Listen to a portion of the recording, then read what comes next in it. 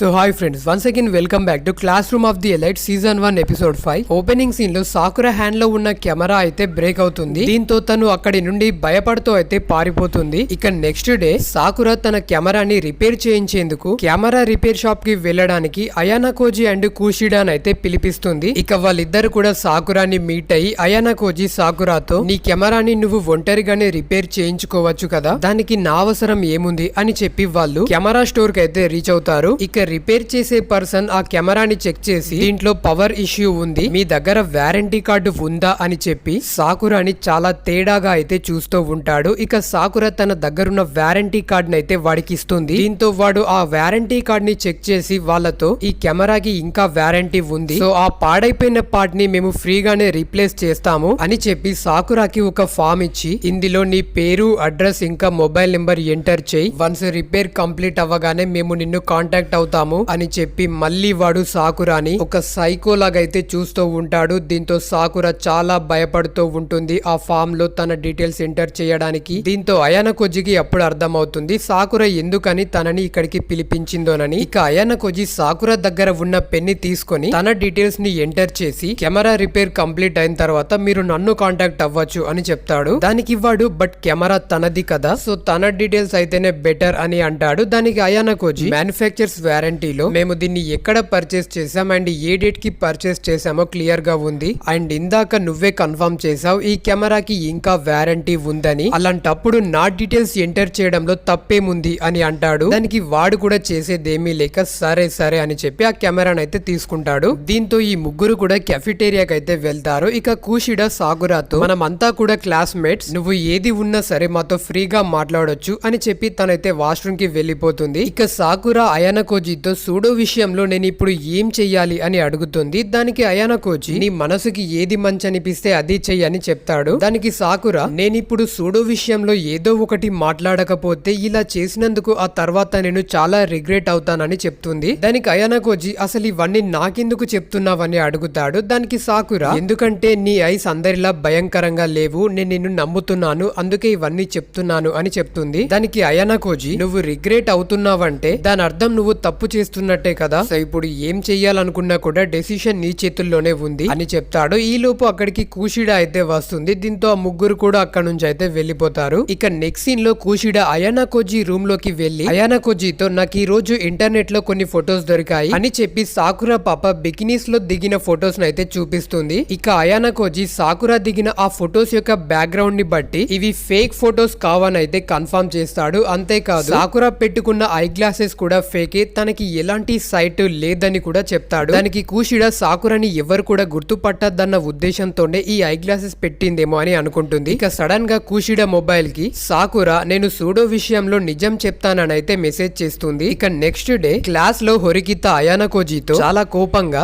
నువ్వు నిన్న మొత్తం కుషిడా తోటే తిరిగావా అని అంటుంది. దానికి అయానా కోజీ తనకేదో చిన్న హెల్ప్ అవసరం ఉంటే వెళ్ళాను అంతే అని అంటాడు. దానికి హొరికిత నువ్వు ఈ మధ్య సంఘ సేవ చేయడం కూడా స్టార్ట్ చేసావా, మేమేదైనా హెల్ప్ అడిగితే మాత్రం ఏదో ఒక రీజన్ చెప్పి తప్పించుకుంటావు, అదే కుషిడా హెల్ప్ అడిగితే మాత్రం పరిగెత్తుకుంటూ వెళ్ళిపోతావు, అయినా నాకేంటిలే అని అంటుంది. ఇక నెక్స్ట్ సీన్ లో స్టూడెంట్స్ కౌన్సిల్ మీటింగ్ అయితే స్టార్ట్ అవుతుంది. స్టూడెంట్ కౌన్సిల్ ప్రెసిడెంట్ మనాబు, సెక్రటరీ టచిబానా అక్కడున్న వాళ్ళందరితో ఆ రోజు జరిగిన ఇన్సిడెంట్ మొత్తాన్ని ఎక్స్ప్లెయిన్ చేసి సూడోనే ఈ ముగ్గురు స్టూడెంట్స్ ని కొట్టాడు అని చెప్తుంది. దానికి సూడో లేదు వాళ్ళు అబద్ధం చెప్తున్నారు, అసలు ఈ ఫైట్ ని స్టార్ట్ చేసింది వాళ్ళు అని చెప్పి అగ్రెసివ్ అయితే అవుతాడు. దీంతో టచిబానా నువ్వు ఇన్నోసెంట్ అనడానికి ఇక్కడ ఎలాంటి ఆధారాలు కూడా లేవు అని చెప్పి డెసిషన్ క్లాస్ సి కి ఫేవర్ గా అయితే వెళ్తూ ఉంటుంది. బట్ హొరికిటా మాత్రం బాడీ ప్రెసెంట్ మైండ్ ఆబ్సెంట్ అన్నట్టుగా తను ఎక్కడో ఉంటుంది. దీంతో అయానా కోజీ తనని గట్టిగా గిల్లి నువ్వు ఇంకా సైలెంట్ గా ఉంటే మనం ఈ ఆర్గ్యుమెంట్ ని ఓడిపోతాము అని చెప్తాడు. ఇక హొరికిటా పైకి లేచి సూడో కొట్టిన ఆ ముగ్గురు స్టూడెంట్స్ లో ఒకడిని ఆ రోజు సూడో నిన్ను ఎందుకు పిలిచాడు అని అడుగుతుంది. దానికి ఆ student pseudo basket ball practice match end అయ్యాక నాతో ఏదో మాట్లాడాలని చెప్పాడు అందుకే వెళ్ళాను అని అంటాడు. దానికి హొరికిత సూడో పిలిచింది నిన్ను ఒక్కడిని కదా, అలాంటప్పుడు మరి నువ్వు నీ ఫ్రెండ్స్ ఇద్దరిని కూడా ఎందుకు తీసుకువెళ్ళావు అని అడుగుతుంది. దానికి ఆ స్టూడెంట్ ఎందుకంటే సూడో ఎంత అగ్రెసివో ఆల్రెడీ అందరికీ తెలుసు, అందుకనే వాడు నన్ను ఏదైనా చేస్తాడేమోనని ముందే వాళ్ళిద్దరిని నా ప్రొటెక్షన్ కోసం తీసుకువెళ్ళాను అని చెప్తాడు. దానికి హొరికిట అయితే సూడో నిన్ను కొట్టబోతున్నాడని నువ్వు ముందే గమనించి వాళ్ళిద్దరిని నీ ప్రొటెక్షన్ కోసం తీసుకెళ్లావన్నమాట. సరే నాకు కూడా మార్షల్ ఆర్ట్స్ లో కాస్త ఎక్స్పీరియన్స్ ఉంది, నువ్వు నీ ప్రొటెక్షన్ కోసం తీసుకువచ్చిన నీ ఫ్రెండ్స్ ఇద్దరు చాలా స్ట్రాంగ్ ఫైటర్స్. సూడో మీ ముగ్గురితో ఒక్కడే ఫైట్ చేసినప్పుడు సూడోకి అట్లీస్ట్ ఒక చిన్న గాయమైన అయి ఉండాలి, కానీ ఎందుకని తనకి ఒక్క దెబ్బ కూడా తగలలేదు అని అడుగుతుంది. దానికి ఆ స్టూడెంట్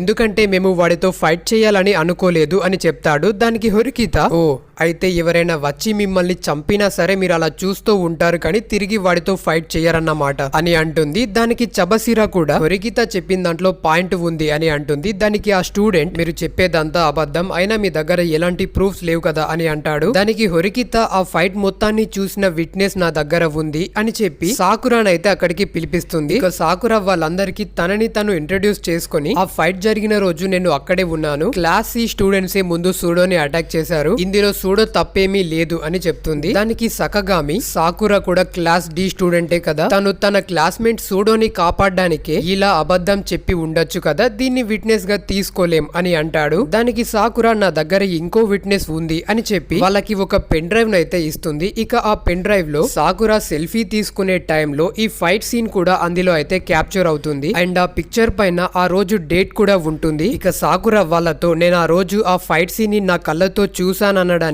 ఇదే ప్రూఫ్ అని చెప్తుంది. దానికి క్లాస్ సి టీచర్ సకగామి, అయితే నువ్వు ఆ రోజు నిజంగానే అక్కడ ఉన్నావని మేము కూడా ఒప్పుకుంటాము, కానీ ముందు ఎవరు ఫైట్ స్టార్ట్ చేశారనడానికి నీ దగ్గర ప్రూఫ్ లేదు కదా, సో ఎందుకని మనం ఇప్పుడు కాంప్రమైజ్ అవ్వకూడదు, సూడోని 2 వీక్స్ సస్పెండ్ చేద్దాం, ఇక మా వాళ్ళనేమో 1 వీక్ సస్పెండ్ చేద్దాం, ఎందుకంటే సూడో కంటే ఎక్కువ దెబ్బలు మా వాళ్ళకి తగిలాయి కదా అందుకే అని అంటాడు. దానికి హొరికిట పైకి లేచి, మీరు చెప్పింది కరెక్టే, సూడో చాలా అగ్రెసివ్ అండ్ ఆరోగెంట్, తను స్కూల్లో ఎప్పుడు కూడా ట్రబుల్స్ ని క్రియేట్ చేస్తూ ఉంటాడు, కానీ ఈ ఇన్సిడెంట్ లో మాత్రం సూడో తప్పేమీ లేదు, తను ఇందులో పూర్తిగా ఇన్నోసెంట్, ఇదంతా కూడా క్లాస్ సి వాళ్ళే కావాలని సూడో పైన ప్లాన్ చేశారు, అందుకని నేను ఈ ప్రపోజల్ ని ఒప్పుకోవట్లేదు అని చెప్తుంది. దానికి స్టూడెంట్ కౌన్సిల్ ప్రెసిడెంట్, ఈ ఇన్సిడెంట్ లో ఎవరో ఒకరు ఖచ్చితంగా ఇన్నోసెంట్ అండ్ ఇంకొకరు తప్పు చేశారు, సో అందుకనే నేను మీకు మళ్ళీ ఇంకొక ఛాన్స్ ఇస్తున్నాను, రేపటి లోపు class C and class D మీరు ఈ రోజు చెప్పిందంతా నిజమే అనడానికి ప్రూఫ్స్ తో రండి, వాటిని బట్టి నేను నా డెసిషన్ అనేది ఏంటో రేపు మీకు చెప్తాను అని చెప్తాడు. అండ్ ఇంతటితో ఈ కౌన్సిల్ అయితే ఎండ్ అవుతుంది. ఇక